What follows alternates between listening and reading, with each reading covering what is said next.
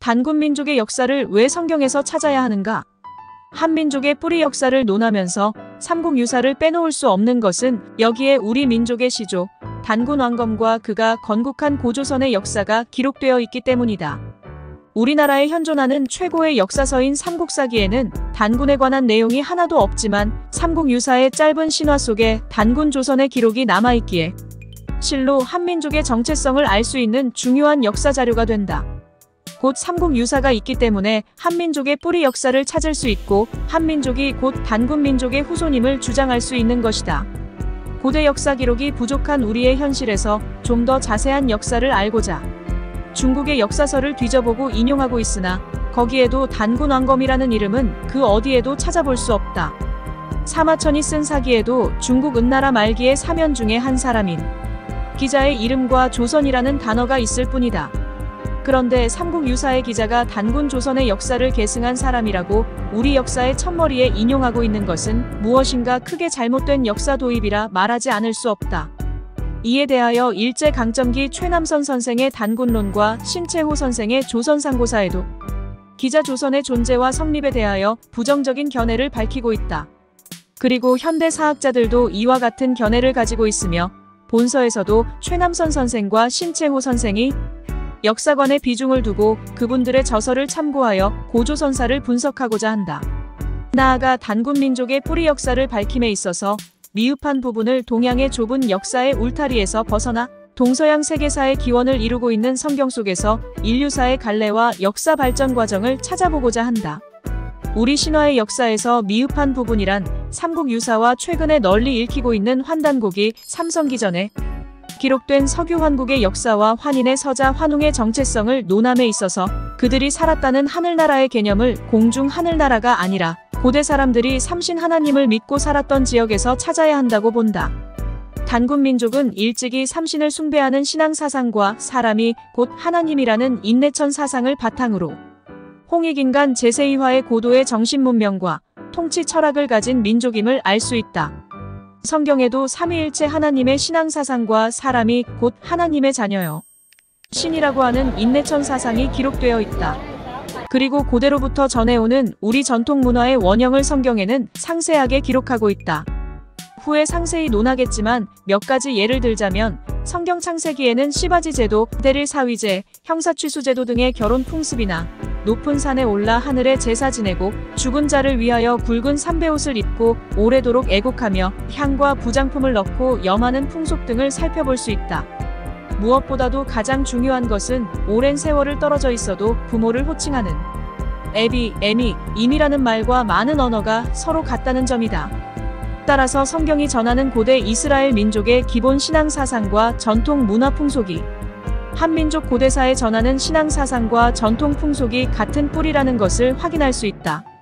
그런데 삼국유사에서 보듯이 고대 은나라 사람 기자가 조선의 역사를 이었다는 순간 단군 민족의 역사는 사라지고 중국 역사에 종속되고 만다. 왜냐하면 사마천이 쓴 사기를 비롯한 중국 고대사에서 기자는 분명히 은나라 당시의 현자이며 왕족의 한 사람으로서 은나라가 주 무왕에게 패망하자 기자가 동쪽의 조선으로 피신했다는 것은 은나라 동쪽에 이미 고조선이 존재하고 있었다는 증거가 된다. 따라서 은나라와 고조선은 엄연히 다른 민족이며 다른 나라인데 후대의 역사가들이 무왕이 도망간 기자를 조선의 왕으로 봉했다고 기록하는 것은 역사 왜곡이며 단군 조선이 기자 일당에게 정복당한 민족이 아니고서는 있을 수 없는 일이다. 그러므로 기자를 조선의 왕으로 봉했다는 것은 고조선이 주나라의 제후국이라는 것을 강조하는 거짓 역사가 된다. 이것은 중국이 고대사를 처음 기록하면서부터 역사 왜곡이 시작된 것이며 오늘날 중국 동북공정의 근거를 제공하고 있다고 할 수 있다. 이러한 관점에서 볼 때 은나라 역사가 우리 역사와 밀접한 관계가 있을 수 있겠지만 단군 민족의 역사와는 계열이 다름을 알 수 있다. 중국의 삼왕호제로부터 은나라 역사가 먼저 온 토착 민족이라면 환웅의 무리와 단군 민족은 후에 청동검을 비롯한 하늘나라 선진 문화를 가지고 저들을 정복한 민족이어야 우리 신화와 유물 유적을 보아 바른 역사가 된다. 그 증거가 주나라 무왕이 기자를 통하여 고조선의 홍범구주를 받아들였다는 데서 알 수 있다. 곧 사마천이 쓴 사기에 무왕이 은나라 주왕을 멸한 후 기자가 무왕을 방문하여 홍범구주를 설명하니 무왕이 홍범을 가지고 천하를 다스리는 법도로 삼았다고 하는 데서 알 수 있다.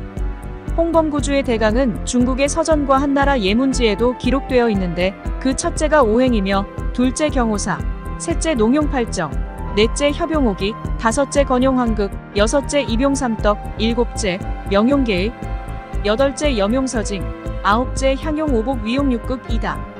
이에 대하여 강무학 선생은 그에 져서 홍익인 간론과 음부경에서 우리의 것을 주고 후대에 와서 그들이 만들어 놓은 중화사상을 수입한 우스꽝스러운 현상을 빚었다고 말했다. 이러한 내용이 고대 은주시대의 중국이 단군 조선보다 후진 문화였음을 알 수 있고 주나라 무왕 이후 고조선의 홍범구주 사상을 받아들여 고대 국가의 기틀을 갖추고 발전했다고 할 수 있다. 훗날 고조선이 분열되고 약화되었을 때 고조선의 서쪽 번안 땅에 들어와 있던 기자 족속과 그들을 정복한 위만을 내세워 중국이 고조선을 지배한 역사로 만들었다. 이련 스님이 이러한 고대 중국사를 참고하여 기자와 위만이 단군 조선을 이어 고조선의 역사를 계승하였다고 인식했다면 단군 조선의 역사는 중국의 역사가 되고 말 것이니 새로운 관점의 역사 정립이 필요하다고 본다. 중국 문명의 기원이라는 책을 쓴 신동준 선생은 그의 저서에서 은나라 왕조가 동이족이 아니라는 견해를 설명하고 있다. 그 이후로 앙소의 채도 문화와 용산의 흑도 문화는 독자적 기원을 갖고 대립한 문화가 아니라 채도 문화가 흑도 문화로 발전했다는 학설이 정설이라는 이유다. 그리고 갑골문자의 문법 구조를 보면 갑골문 기록의 끝 문장에 우리말 어순인 연월일의 어순이 아니라 1월년의 순으로 기록하고 있으며 현재 중국어 문법과 비슷하여 알타이어 문법 체계와는 다르다고 주장하고 있다. 또한 전통시대 중국 사람들 역시 하 왕조의 시조 우임금이나 은 왕조의 시조설과 주 왕조의 시조 후직은 모두 황제의 후손으로 보았으며 언어와 관습, 문자 등이 모두 같은 것으로 볼 때 은나라는 알타이어를 사용한 동이족이 아니라 중국 민족의 근간을 이루는 화하족의 먼 조상으로 보는 것이 타당하다는 견해를 주장하고 있다. 또한 사마천이 쓴 사기에 은나라 왕족인 기자가 조선으로 갔다고 기록하고 있는 것을 볼 때 은나라 당시에 이미 고조선이 존재하고 있었다는 증거가 되므로 상나라와 단군민족과는 다른 계열의 민족임을 알 수 있다. 그럼에도 중국의 사망오제와 은나라의 역사를 동이족 단군민족과 같이 취급하는 것은 모순이며 단군민족의 뿌리 역사를 찾는데 걸림돌이 되고 만다. 은나라를 멸망시킨 주나라 무왕이 무슨 이유로 자기가 멸망시킨 은나라 왕족인 기자가 조선으로 피신하여 갔는데 고조선을 무시하고 임의로 조선의 왕으로 책봉할 수 있는가? 이러한 역사를 기록한 것은 주나라가 망하고 약 1000년이 지난 고조선 후기에 한나라 때에 와서 사마천이 그들의 역사를 처음 쓰면서 기록한 내용이다. 이는 곧 그 당시 고조선 서쪽의 번안 조선이 지배하고 있던 곳에 기자와 위만이 통치했던 것을 두고 말하는 것이니 주나라 초기부터 기자가 다스렸다는 것은 역사의 왜곡이 아닐 수 없다. 즉 기자는 패망한 은나라 왕족의 한 사람으로 군사를 이끌고 고조선을 쳐들어와 정복한 것도 아닌데 단군 왕검이 무슨 연고로 그에게 임금의 자리를 내어주고 새로운 도읍지인 장단경으로 이동해 갔다는 것은 이치에 맞지 않는 거짓 역사가 된다. 이것이 한나라 이후 후세의 사람들이 국가의 힘이 바뀌는 과정에서 기록한 왜곡된 역사라는 것을 말해주고 있다. 이러한 측면에서 중국 고대사를 보면 그 처음부터 왜곡되고 뒤틀린 역사가 보인다. 복생이 썼다는 상서대전에는 사마천의 사기의 내용과 달리 무왕이 감옥에 갇힌 기자를 풀어주자 기자는 조선으로 갔는데 무왕이 듣고 그대로 송선에 봉하였다라는 대목이 있다. 이것이 기자 조선론의 시작이라 할 수 있다. 최남선 선생의 단군론에 사마천이 쓴 사기 38권 송세가를 인용하여 무왕이 기자를 조선에 봉하였다라고 했고 한서 28권 지리지에도 기자가 조선에 갔다라고 한다. 삼국지 위지 한전에서 인용했다는 위략에 옛날 기자의 후손 조선후라는 내용을 기록하고 있다. 이와 같은 내용을 이련 스님이 인용하여 단군 신화에 기록하였다면 좀 더 다른 각도에서 단군 조선의 역사를 살펴봐야 할 것이다. 말하자면 기자가 망명하기 전에 분명히 단군 조선이 은나라 동쪽에 존재하고 있었다는 것을 의미한다. 이처럼 이웃의 강대국의 엄연히 통치자가 있고 백성이 존재하고 있는데 도망간 망국의 왕족이 왕이 될 수도 없으며 왕으로 책봉했다는 것은 거짓 역사라는 것을 말해주고 있다. 이 한 줄의 기록이 단군 조선이 열국으로 쪼개지고 국력이 약해지면서 삼국시대 이후 중국을 사대하는 계기가 되었고 오늘날 동북공정의 실마리가 되면서 과거 일제강점기의 단군 민족 말살 정책의 노름에 이용되었던 것이니 우리 역사의 첫 단추가 잘못 꿰인 것이다. 만약 기자가 멸망한 은나라 왕족의 한 사람으로서 많은 무리를 이끌고 쳐들어와 고조선을 무너뜨리고 새로운 왕조를 세웠다면 명나라와 이시조선의 관계처럼 무왕이 저들과 우호관계를 유지하기 위해 기자를 고조선의 새로운 통치자로 인정한다는 의미로 고조선의 왕으로 책봉했다고 할 수 있을 것이다. 사마천을 비롯한 중국의 역사가들이 기록한 한마디 왜곡된 기록이 수천 년이 지난 오늘에 와서는 더욱 왜곡되어 우리 역사에서도 실제 역사인 것처럼 인식하고 있다. 이것이 공자의 춘추필법을 따라 저들의 역사를 높이고 이웃나라의 역사를 낮춰보며 또 저들의 역사는 세밀히 기록하고 이웃의 역사는 간소화하거나 왜곡 축소하여 기록한 결과이다. 그 결과 고조선 이후 약 1300년의 세월이 흐른 뒤에도 중국의 영향 아래 있던 고려의 김부식이 삼국사기를 쓰면서 잃어버린 고조선의 역사를 바로 세우지 못했다고 할 수 있다. 분명 단군 조선의 나라가 있었으나 자기 나라 이름 하나 기록하지 못했고 조상 단군이 있었으나 조상 단군 왕검의 이름 하나 역사에 기록하지 못하여 후대의 사가들로부터 중국 사대주의자로 비판받고 있다. 이를 본 이련 스님은 중국의 고전을 참고하여 겨우 단군의 나라 고조선과 첫 임금 되시는 왕검의 이름을 기록했으나 유학자들이 신봉하는 중국 은나라 사람 기자와 연나라 사람 위만의 이름을 같이 내세워야 했다. 그러면서 이련 스님은 제자를 통하여 삼국유사에는 내놓고 말할 수 없는 비기가 있으니 후세의 이를 밝혀 우리 역사를 바로 세울 때는 나라가 크게 번성할 것이라 했다고 한다. 이처럼 불확실한 고조선의 기원에 대하여 20세기 후반에 나타난 구세진인 정도령께서는 단군의 정체성에 대하여 고대 이스라엘의 12지파 중의 하나인 잃어버린 단지파가 이스라엘을 떠나 동방으로 와서 고조선을 세웠다고 설파했다. 단지파는 성경상 잃어버린 이스라엘의 한 지파로서 오늘에 이르기까지 세계 어디에서도 그들의 정체를 밝히는 민족이 없다.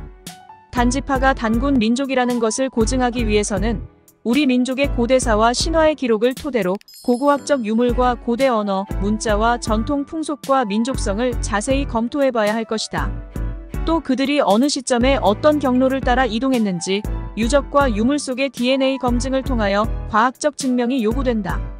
문제는 두 민족이 수천 년의 시간을 두고 서로 다른 환경에 적응하여 살면서 그 외모와 언어 풍속이 달라지고 이질화되어 상호 역사적으로 접근하기가 쉽지 않은 점이 있으나 한민족의 정체성을 밝히기 위하여 충분히 연구할 가치가 있으며 국민적 관심과 호응이 필요할 것이다.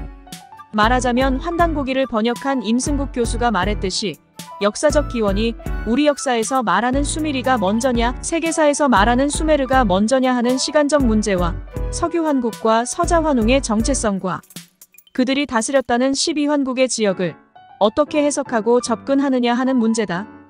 그래서 여기서는 1차적으로 접근하기 쉬운 성경 속에서 고대 두 민족의 풍속과 전통 문화를 검토하여 공통점을 찾고 신화로 남아있는 우리 역사서와 조상들이 전해준 모든 문화 풍속과 고고학적 유물 유적들의 사료에 입각하여 단군 민족의 뿌리 역사를 밝혀보고자 한다. 먼저 성경 창세기의 동양사에서는 찾아볼 수 없는 서자환웅의 이름과 단군이란 호칭의 유래 및 한민족의 전통 풍속의 원형을 찾아볼 수 있다. 그리고 현재 국립중앙박물관에 보관하고 있는 대동강 유역에서 출토된 고대 히브리어 문양이 새겨진 와당을 통하여 이스라엘 민족과의 연관성을 알 수 있고 고대 신라시대 사용하던 순수 우리말과 히브리어와의 관련성을 연구할 수 있다. 이러한 연구 결과 신화 속의 단군 민족의 정체성이 드러날 때 한민족 본래의 숭고한 삼신 사상과 민족혼을 되찾고 한민족의 위상은 더 한층 높아질 것이다. 나아가 인류가 꿈꾸던 홍익인간 제2화의 지상낙원을 열어 명실공히 21세기 새천년을 선도해 나갈 신문명 시대를 열어나갈 수 있을 것으로 본다. 감사합니다.